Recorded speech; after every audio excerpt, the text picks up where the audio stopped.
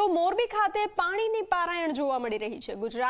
મોરબીના રવાપર ગામે લોકોએ પાણી માટે મોરચો માંડ્યો છે। પાણી આપોની માંગ સાથે રાત્રે સરપંચના ઘરે લોકો પહોંચ્યા હતા। મધર સોસાયટી સહિતના વિસ્તારોમાં પાણી ન આવતા લોકો પરેશાન થઈ ચૂક્યા છે। ઉનાળામાં પાણીની વધુ જરૂર હોય પરંતુ પાણીની તંગીથી લોકો પરેશાન થઈ રહ્યા છે। તકનો લાભ લઈને પાણીના ટેન્કરના ભાવ દોઢા કરાયાનો આક્ષેપ પણ કરવામાં આવ્યો છે।